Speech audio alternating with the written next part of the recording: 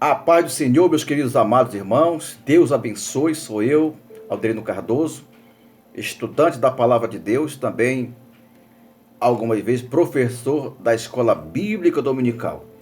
Para você que quer aprender a Palavra de Deus, nesse momento eu estou tirando para dar essa lição, número 2, lição 2, dia 8 de janeiro de 2023. Mas eu gostaria que você compartilhasse esse vídeo para muitas pessoas que querem aprender a Palavra de Deus. Eu estou disposto a falar alguma coisa que eu aprendi da Palavra de Deus, algo maravilhoso da Palavra de Deus. Vamos lá, na lição número 2, dia 8 de janeiro.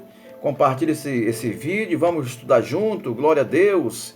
Você mesmo, irmão, aí, se inscreva aí no canal, seu irmão, compartilhe, vamos juntos. O textuário diz assim, a lição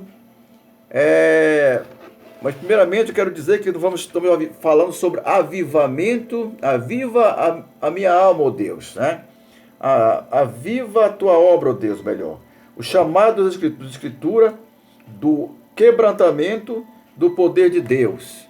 Hoje o nosso tema é avivamento no Antigo Testamento. Vamos estudar esse assunto hoje, avivamento no Antigo Testamento. Textuário, vamos ler o textuário que diz assim: Então disse: Eis que eu faço um concerto, farei de todo o teu povo maravilhas que nunca foram feitas em toda a terra, nem entre gente alguma. Está lá em Êxodo 34, 10a.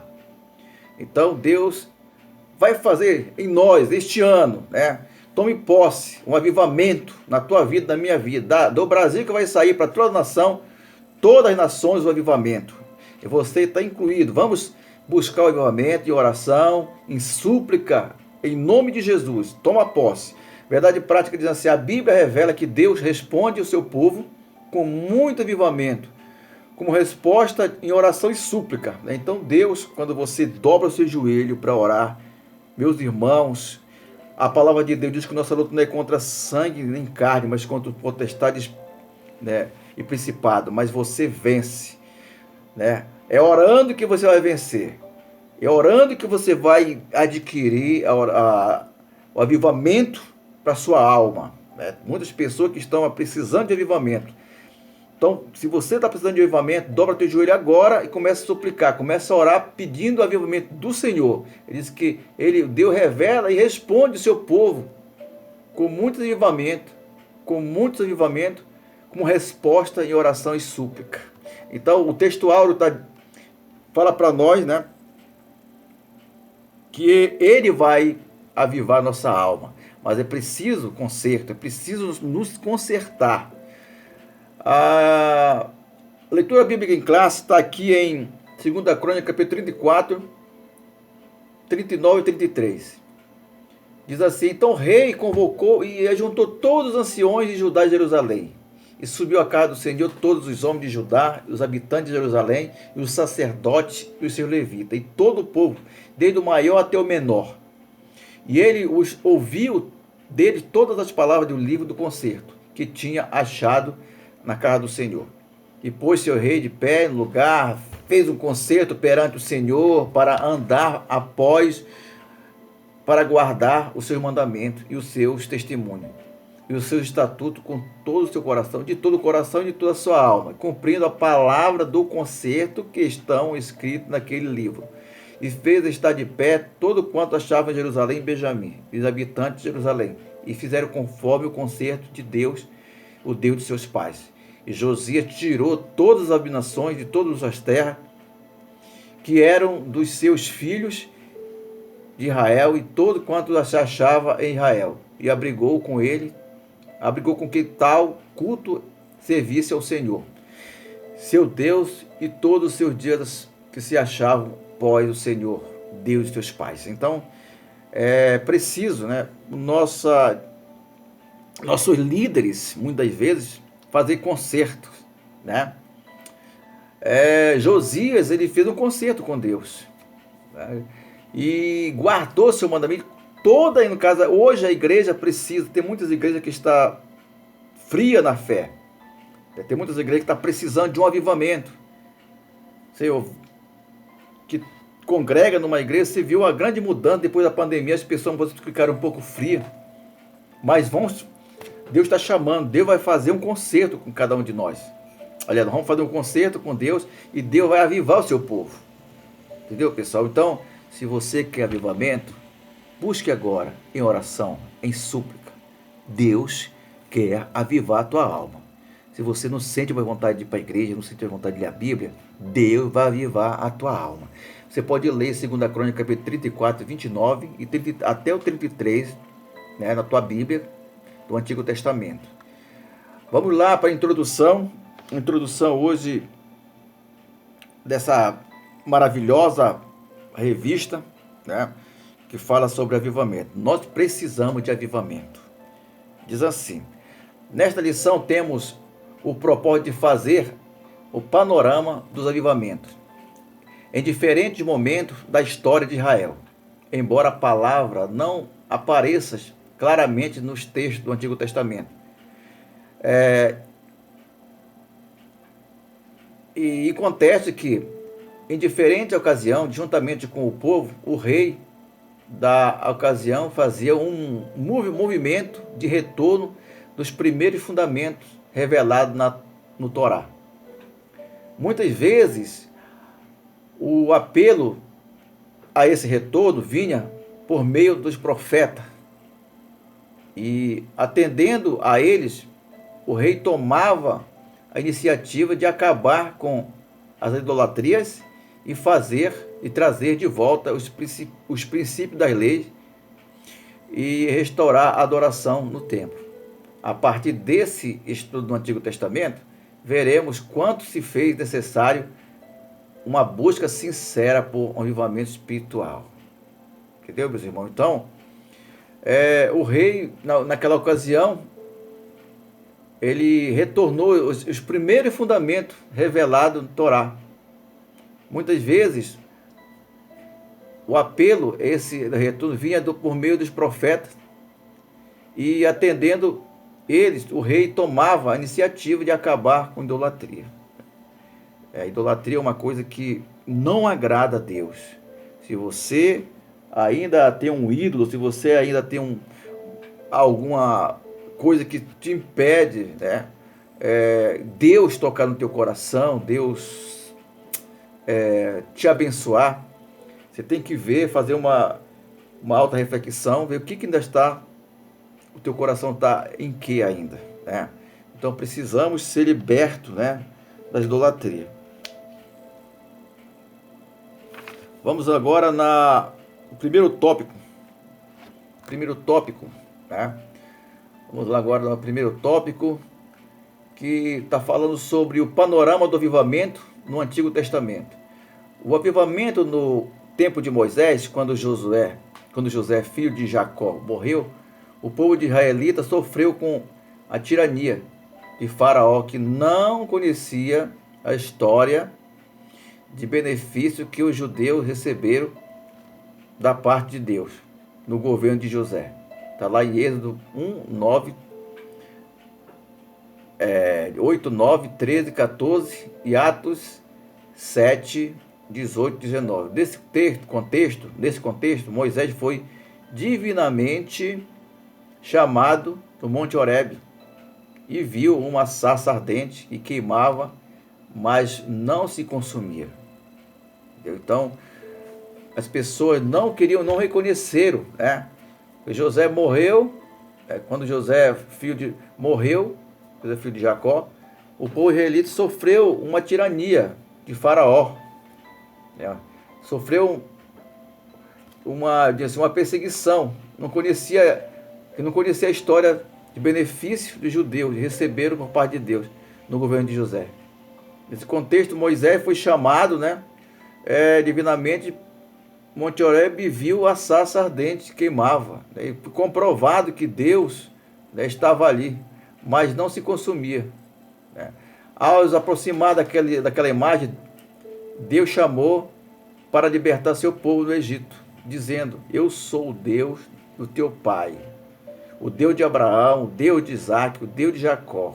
Deus falando com Moisés, confirmando que ele era o Deus que poderia, né, libertar aquele povo através de Moisés, né, usando Moisés. E Moisés encobriu o seu rosto porque era muito gloriosa, né, a sarça, a luz, a claridade, e temeu a olhar para Deus. Está lá em Êxodo 3,6. Você pode pegar sua Bíblia em Êxodo 3,6. Diante dessa visão, o Senhor esclareceu que enviaria ao Egito a fim de libertar o seu povo. Está lá em Atos 7, 32 e 35. Por intermédio de Moisés, o soberano exerceu o juízo sobre Faraó de maneira poderosa, enviando 10 pragas ao Egito, fazendo com que o rei deixasse o povo de Israel, o israelita, sair daquele país. Então, houve esse meio, né? Houve essas pragas, né? Que colaborou com que o rei deixasse o povo sair. Ele sei que ele insistiu bastante, né? Para não deixar, mas ele tem que abrir mão, né?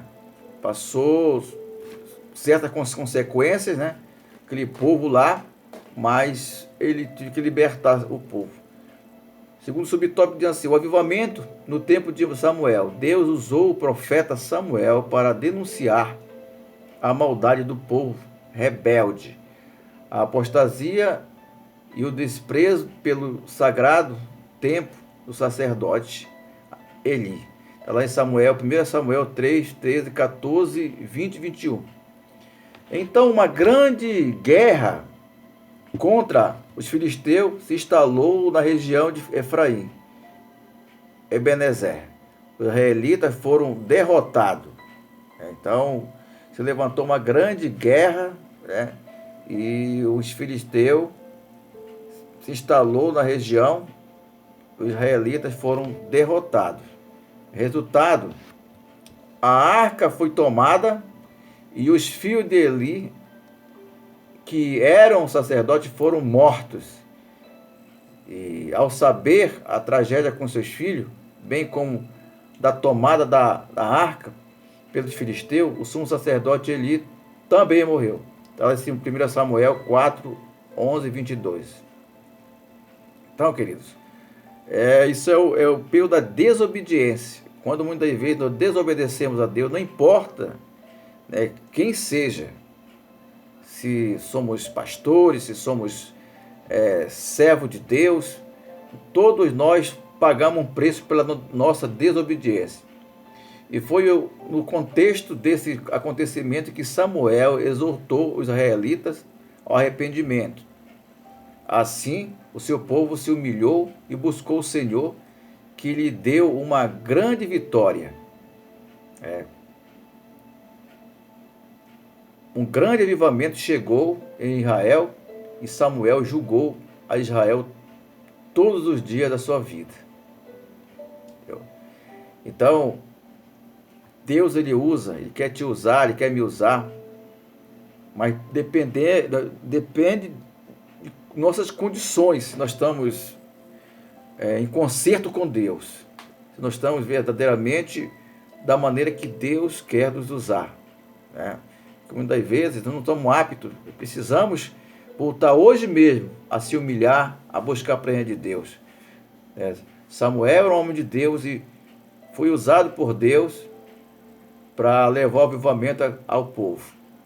O avivamento no tempo de Josias, depois do reinado de Ezequias, o rei de Judá, Manassés, seu filho, corrompeu, caiu em idolatria, olha só. E no culto dos demônios, já pensou? Fazia culto aos demônios, e ergueu altares ao pátio da casa do Senhor, e fez passar os seus filhos pelo fogo e usou de prática ocultista. Como é que pode uma pessoa chegar a esse ponto? Naquela época chegava, e hoje acontece, né? Muitas pessoas que estão na igreja, de repente saem, se desviam do caminho do Senhor e vão para outro caminho. Está lá em 2 Crônica, capítulo 33, 10. Pode ler a sua Bíblia. Como punição, Deus enviou o exército assírio para prender com cadeias. Entretanto, Manassés se arrependeu e Deus ouviu a oração. Olha só, como é importante você se arrepender. Se você endurecer o coração, é pior, né? Ele se arrependeu, Deus ouviu sua oração e lhe restituiu o reino. Está lá em 2 Crônica, capítulo 33, 11 e 13. Após a morte de Manassés, seu filho Amon reinou ao seu lugar. Infelizmente, esse reinado não seguiu o exemplo do seu pai. Governou de maneira corrupta. Por isso, seus servos mataram o povo e declarou a Josias rei em seu lugar. Entendeu? A corrupção já existia naquela época, né? A corrupção já existia naquela época. Então, hoje, muitas vezes, ficamos espantados com isso, né? Existe povo que se corrompe, mas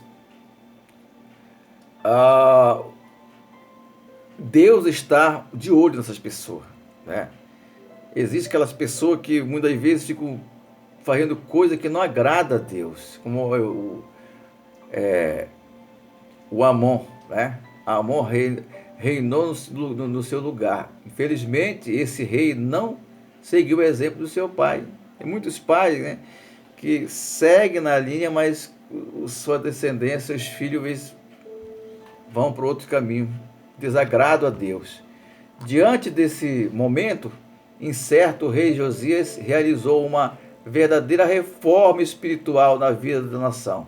E ele derrubou altares aos demônios, destruiu as imagens de escultura e estendeu essas medidas semeadoras e outras cidades. Então ele entrou e mudou tudo, né? Porque estava tudo errado, né?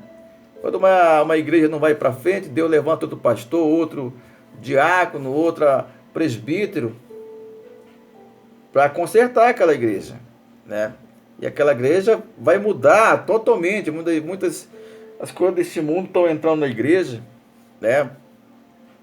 E a gente vê que tem pessoa que acha normal isso. Não, é normal, né? E Deus levanta uma pessoa. Não, isso não pode. Vai ser cortado algumas coisas aqui da igreja que não pode acontecer. Não pode acontecer, entendeu?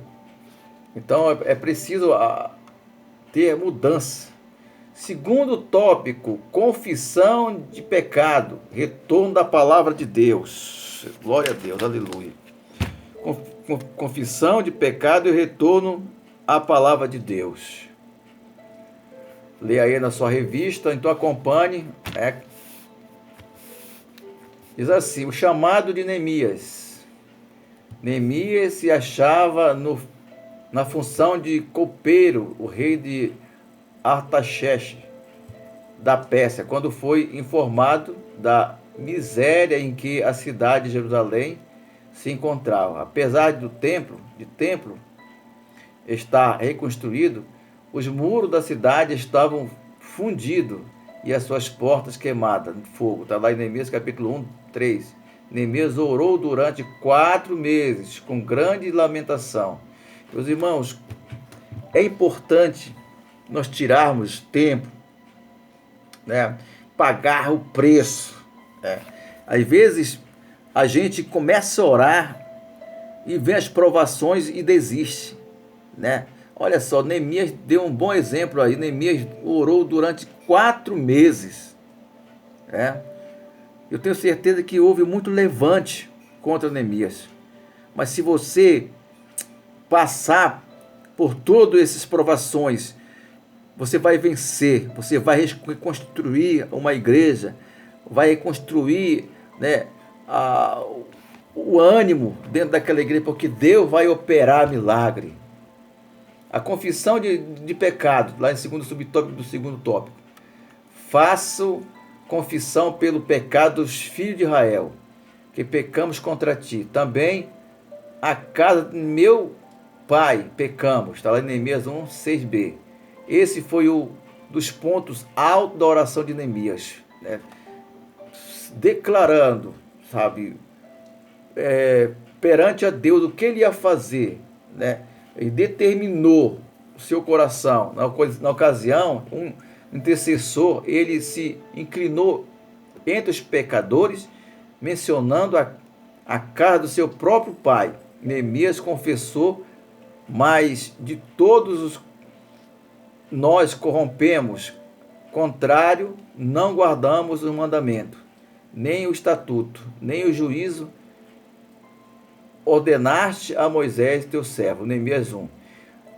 A confissão dos pecados é condição indispensável para viver um verdadeiro avivamento espiritual. Eu não sei como é que você está, meu querido. Eu sempre digo que tem pessoas que têm vergonha de confessar seus pecados. Tem pastores, tem presbíteros, tem irmãos que muitas vezes esconde pecado. Tem vergonha porque vai ser exposto, muitas vezes as pessoas vai ser um escândalo. Mas é melhor você confessar seus pecados do que você está sendo uma derrota no meio da igreja. Você está sendo uma pedra no sapato, uma pedra de tropeço. Porque Deus tem cumprido sua palavra, mas ele não vai operar como deve ser. O avivamento pelo ensino. No tempo de Neemias, o ensino da palavra de Deus foi uma marca que precedeu o avivamento. Neemias mandou que fosse lida a palavra de modo didático, pausadamente, para que o povo entendesse que Deus queria da sua vida, naquele momento crucial para a história judaica. Após anos de cativeiro em terra estrangeira, além da leitura, explicavam-se o significado de cada expressão. Então, ele explicava direitinho, né, de cada tema, né, pausadamente, para que as pessoas entendessem, né, a expressão. E o povo entendeu. Como resultado, sobreveio um poderoso avivamento, glória a Deus, sobre o povo, e houve quebrantamento verdadeiro, e alegria e festa. E ali na praça principal, diante da porta das águas, iniciou-se um poderoso avivamento na história de Jerusalém pós-exílio. Lá tem Neemias 1, 8, 1 e 12. Neemias 8, 1 e 12. Então, na medida que você, meu irmão, faz um concerto com Deus, Deus, ele conhece teu coração, mas quando você faz da alma, sabe? Oh, meu Deus, você faz eu já passei por um momento difícil, não quero me exaltar, mas estou com 35 anos servindo a Deus, já passei por um momento difícil, né? Mas graças a Deus, Deus tem me dado força e coragem, né? Eu não fui sujeito a pecado, já cometi erro também, mas eu me arrependi, né? E eu estou até hoje, graças a Deus, até hoje não, vou continuar né, lutando até Jesus voltar, e se eu me levar, eu quero ir para o céu. Amém, irmãos? Vamos lá no último tópico, o avivamento, a palavra de Deus. A palavra de Deus corrige. A palavra de Deus corrige. Tá? No Novo Testamento há um padrão de culto a Deus, de decadência melhor, e ordem, como diz o apóstolo Paulo. Que farei, pois, irmãos? Que farei, pois, irmãos? Quando vos ajustais, cada um de vós tem salvo, tem doutrina, tem revelação, tem língua, tem interpretação, faça-se de tudo para edificação. Né? Em 1 Coríntios capítulo 14, 26. Então, se tem tudo isso, nós temos que fazer tudo para a nossa edificação. Né? Tudo para que venha edificar minha alma, né? E também das pessoas que estão ao meu redor. Né? Muitas vezes a gente usa, mas usa sem sabedoria. Veja o que marca essa orientação apostólica. Não é exibicionismo, espiritual ou mero emocionalismo, nem as expressões irreverentes no culto, né? Como ele está dizendo assim, não é mero emocionalismo, não é só para emoção, naquele momento, mas temos que ter sabedoria, né? Temos que usar, mas com sabedoria, nem as meras expressões reverentes, né? Não tem reverência. Né? Muitas pessoas que começam a falar muitas vezes línguas, sabe, para chamar atenção. Né? O segundo subtópico diz assim: cuidado com o formalismo. O formalismo queremos dizer a respeito de que é formal, metódico e rigoroso e extremo, o oposto melhor, do mero emocionalismo, exibismo espiritual. E é verdade que não é errado observar regras, e preceitos e métodos. No entanto, o formalismo assume uma característica negativa quando cuidamos o zelo pelo que é formal. Se sobrepõe à necessidade espiritual da igreja. Então, aquilo que é muito formal, sabe, é só aquilo, né? Tudo repetido. Né? Sempre quando eu vou, que eu sou ministro de louvor na igreja, mas muitas vezes você canta só o hino da harpa, é muito lindo o hino da harpa, mas você muitas vezes tem que entrar com louvor de adoração, né? Levando o povo a adorar, levando o povo a sentir a presença de Deus, né? Tem que sair um pouco do formalismo, né? Porque Deus, ele, muitas vezes, ele usa, e aí diz, não, tem que ser aquilo que está na regra. Nós temos que, Deus colocou para começar com a leitura da palavra de Deus, começar com um louvor. Vamos começar, vamos fazer que Deus coloque no nosso coração. Ora, quando Deus envia um avivamento espiritual, o Santo Espírito tem a liberdade, né? Tem a liberdade na igreja, né? E tem liberdade na igreja. Então nós temos que verdadeiramente, né, deixar que o Espírito Santo possa, que ele possa tomar, né? Deixa eu ver aqui, só um momentinho. Ele ter liberdade para te fazer a sua obra, é o Espírito Santo de Deus. Hoje eu sempre gravo, eu não tenho estúdio, gravo no meu quarto. Hoje estou aqui na sala, né? Eu comprei uma luz mais forte, coloquei uma luz aqui na frente. Eu estou aqui, em frente ao computador, minha revista está aqui, mas tudo que tem aqui, né? Eu estou passando. Muitas vezes que Deus toca no seu coração para fazer alguma coisa para... Eu não estou aqui para me mostrar, não estou aqui, mas estou aqui para ajudar. Essa é a missão. Eu prego na rua, eu prego no meu trabalho, sabe, no momento oportuno, prego na igreja, louvo, toco violão, canto, toco bateria. Então Deus, ele usa, e nós temos que fazer o que Deus faz, o que Deus coloca no nosso coração para te fazer, entendeu? Então, na ocasião, estão sensíveis à voz de Deus. Os dons espirituais atuam de maneira abundante. A atmosfera espiritual muda o ambiente. Olha só que maravilha você sentir a presença de Deus. A atmosfera espiritual, irmão, como é gostoso estar na presença de Deus. Como é gostoso sentir a presença de Deus, irmão. Como é maravilhoso você sentir a glória de Deus na sua vida. Aleluia. Deus age em favor do seu povo, querido. Tudo é feito de acordo com a palavra de Deus para a edificação dos santos. Está em 1 Coríntios capítulo 14, 26.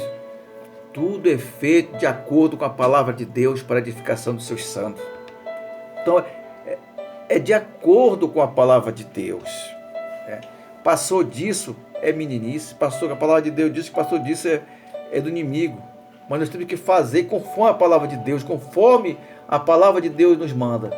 Sinopse 3 diz assim: a palavra de Deus corrige o caminho para a prática espiritual equivocada. Ao mesmo tempo, alerta para o perigo do formalismo, né?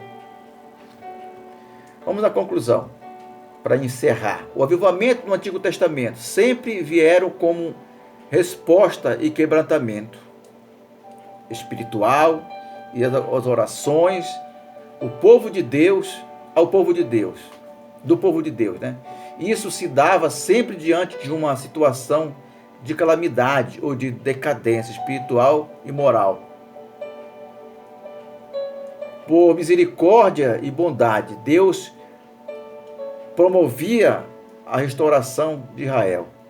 Esse é o avivamento veterotestamentários, ou essa palavra é muito grande, olha só, veterotestamentários, nos despertem para fazer a vontade de Deus.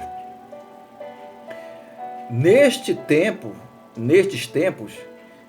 de frieza e mornidão espirituais atuais. Então, relendo, que esse avivamento veterotestamentário nos desperte para fazer a vontade de Deus, nestes tempos de frieza, mornidão espiritual atuais.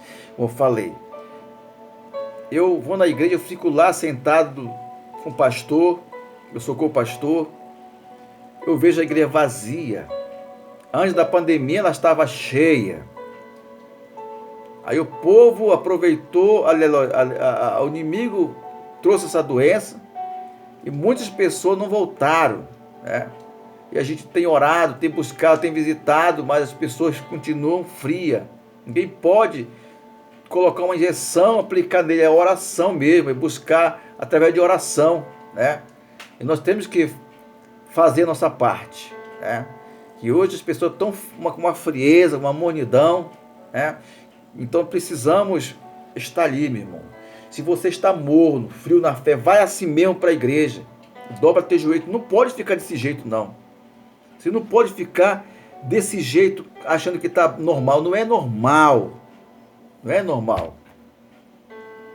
Que você possa ser avivado em nome de Jesus, que Deus possa te abençoar, tocar no teu coração, que você possa se alegrar, se animar. Jesus está voltando.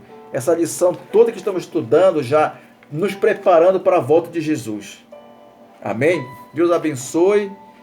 Deus possa te dar força e coragem e vamos juntos.